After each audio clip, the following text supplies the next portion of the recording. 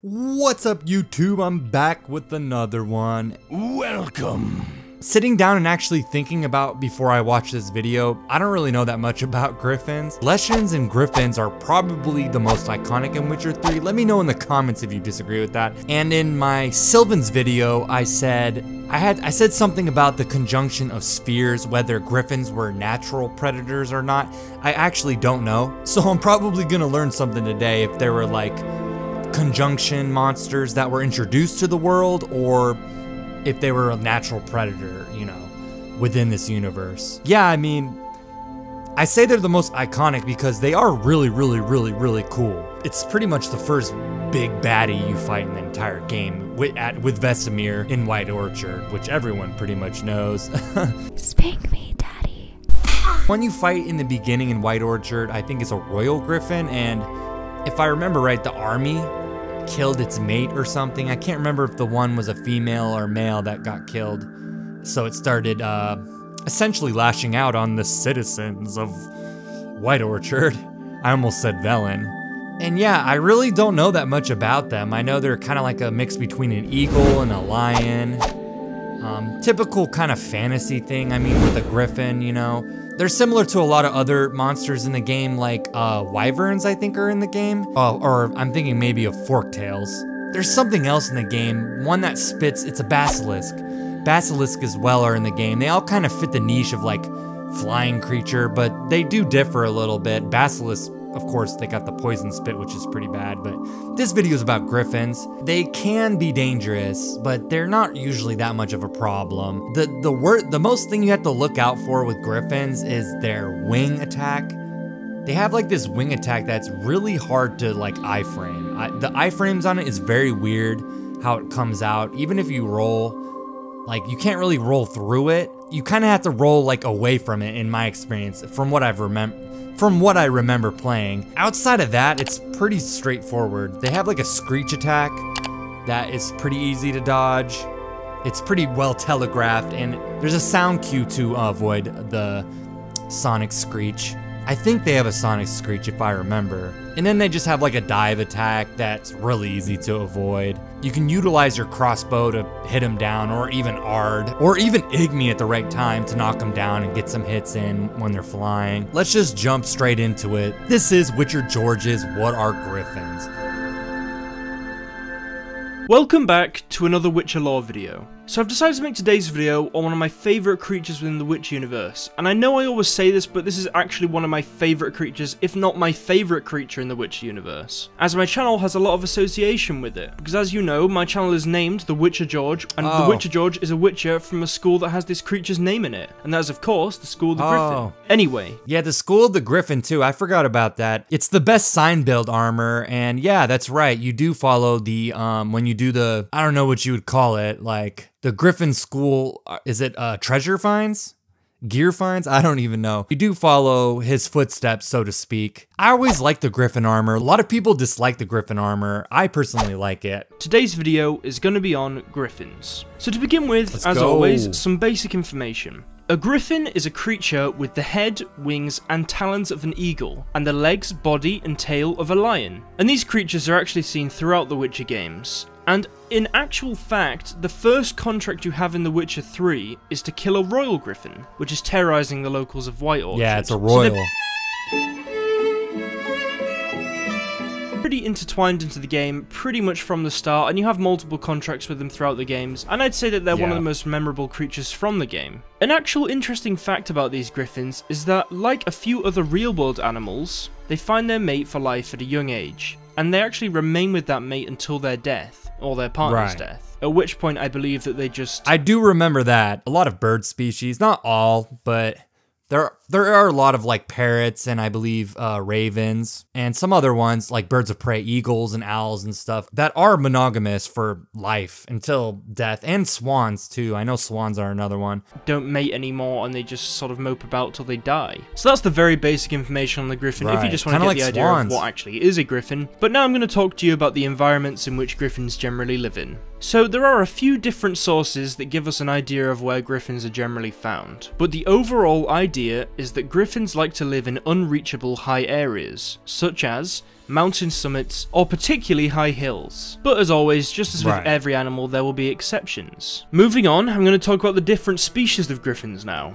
So there are royal griffins and arch griffins. A royal griffin is the griffin you first meet in White Orchard, and it behaves in the way you would expect a lion crossed with an eagle to behave. Very strong, agile, and can of course fly. But the arch griffin is pretty much the same, except for one physical trait. So arch griffins are actually able to spit acid at their foes, and this most of the time catches their opponents off guard, as the general peasant or knight might not be able to tell the difference between an arch griffin. Yeah, so the basilisk, I already said the basilisk spit poison. I couldn't remember if the griffins do. I guess he said the arch griffins do. That is interesting. Yeah, a lion and an eagle, like, oh man, that is hell of a hybrid. Apex predator for sure. And yeah, they are one of the most iconic, like Witcher George already said. Yeah, there's always this sense of like looking back upon your playthrough, and it all starts with a griffin, so... And a royal griffin. And there is also another type of griffin that appears to be very rare, or at least the only one of its kind, and this griffin does actually appear physically different than the other two griffins shown in the Witcher games. And it also appears to be much larger. It is not known why it is so different, but we can assume it is either a genetic deformity or a rarer subspecies of griffin. And this griffin was in a Witcher comic quite a long time ago. I'll put a picture of it up on screen so you have an idea of what it looks like. But yeah, it's definitely classed as a griffin,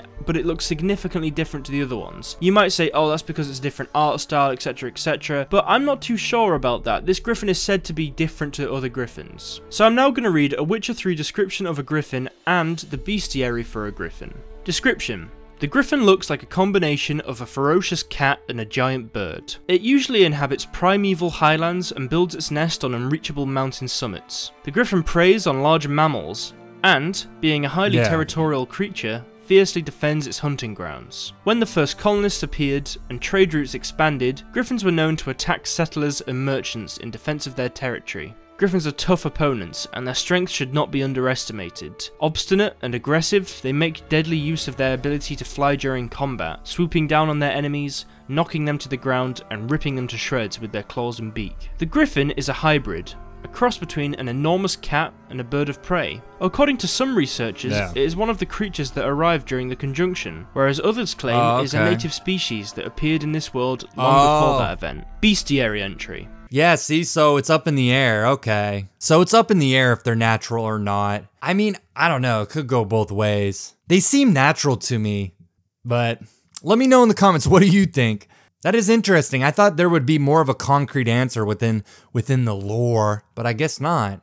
Bestiary entry. Aye, half eagle, half tomcat, just like on the Lord's crest. Except this one was carrying me dead cow, instead of a scepter. Griffin attack witness, name unknown. Griffins were once only found high in the mountains, where they would hunt marmots and wild goats. When humans encroached on their lands, however, griffins soon discovered a new source of a much more plentiful and easier caught prey: cows, sheep, and shepherds. Though still wary of main roads and towns, where fold with the means to hire a witcher are like to dwell, these half-eagle, half-wildcat creatures have gone from rarities to oft-encountered pests, known throughout the northern realms. Especially hated are the subspecies known as the royal griffins and arch griffins. So that's the description and the bestiary. I'm now going to discuss the way in which griffins fight. So griffins will spend most of their time in the air, attempting to swoop down on their prey, tearing their target to pieces with their sharp talons. However, when they are against an opponent with a ranged weapon such as a bow or crossbow, they may be knocked to the ground. At this point, the griffin will then change its tactics and may attempt to pounce on their prey, or use their powerful wings to knock their prey to the ground. They may also use a screeching ability which can stun their foes. So different to the royal griffins, an arch griffin may also spit acid, and this can weaken the armor of an opponent, or, if they don't wear armor, it can corrode their enemy's skin.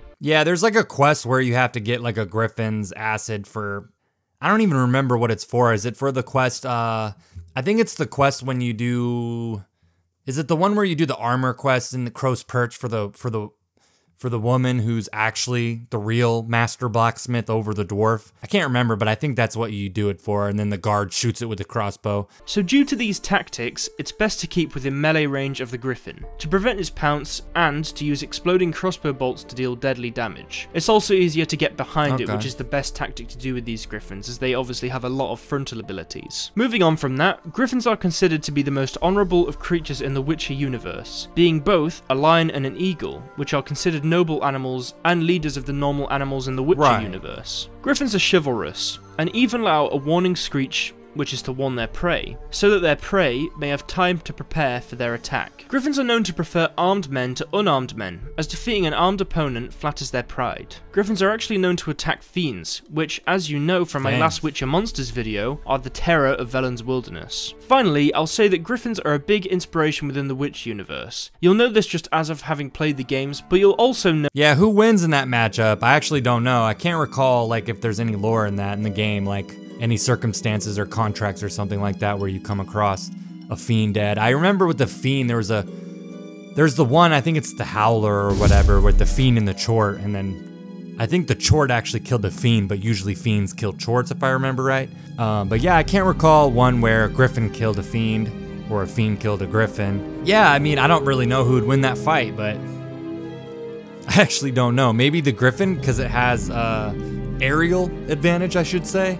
Yeah, I mean, griffins are really cool too because they always reminded me of like I already said, I think they're more of a natural species, or at least they remind me of a natural species that would be within, you know, the real natural order of things. Like a heart of the forest species, and heart of the forest species is a real phenomenon within wild animals. Typically, they're animals that tend to do not very well near humans. Brown bear, wolves, tigers, lions, and even some even elk. These are all animals that actually have increased cortisol levels living around humans, and they actually die at faster rates. Their lifespans are effectively reduced being in proximity to humans. They just are stressed out. Griffins always reminded me kind of that thing where they're fighting back to some degree against human expansion, and it's becoming one of those things where does a beast go in a man's world, right? And griffins kind of remind me of that natural kind of fight back. And certain animals, even today, remind me of that. Some animals literally will get in trouble, like big cats especially, and crocodiles. But big cats, what I'm trying to say is, if you have most big cats, like not all of them, but a lot of big cats will kill cattle. They'll kill pets. They're pet killers, they're cattle killers. And griffins kind of remind me of that as well. They're obligate carnivores, meaning they just eat meat, pure carnivores. In that world, they're just predators, and that oftentimes gets them at odds with humanity. Beast in a man's world. And with only so much natural habitat to inhabit, I would guess, similar to big cats, the griffins are territorial in the sense they probably have established territory where males and females would mate for life and establish a large, vast expanse as their hunting grounds. Yeah, they're just species that don't really coexist well in proximity to humans, and they need large, vast expanses to really live like a happy, prosperous life, right? And the griffin in the beginning, it really is kind of the first introduction to, yeah, they're monsters, but there's an empathetic element even to something like a griffin. The army, I can't remember exactly, but I believe the army killed its mate. So it was like, oh, hell nah, brah. I know this because of the fact that an entire Witcher school is named after them. And this is the Witcher school that's considered most chivalrous. And that is, of course, the school of the Griffin, home to the Witcher George. Chads. Anyway, guys, that's the end of today's video. I hope you've enjoyed it. This has just been a very basic video on Griffins. I went on a long rant there, and then the video was over. That was a very good video. Yeah, Griffins are awesome. I mean, I'm a nerd. I love animals. I've made one animal video ever, and it's on my channel. This is the kind of videos I'm going to be doing now, just reacting to different content creators and different games, eventually different games. That was Witcher George's What Are Griffins? What do you think? Do you like griffins? I mean, it's one of those things you wouldn't want to be around, that's for sure, but you definitely would admire their beauty from afar. Just like a lot of real world predators, right? And I always did like that. I always did like the aspect of Griffins in the sense of they really do feel like a real world predator. It's probably because they're two real world animals. I always thought the extended lore of them and everything was pretty cool. And it was all pretty like, you know, face value. It's a badass Griffin. What else? What more do you want, right? Thank you for subscribing. Any comments, any interaction with my videos, I appreciate it more than you can ever imagine. I'm probably gonna keep pounding out some Witcher George videos. Eventually, I do want to react to some like New Vegas, Fallout New Vegas content, some Elder Scrolls content. There's amazing content creators on YouTube. I know you guys know this. Much more talented than I can ever be. With all that said though, I'll see you in the next one. Peace.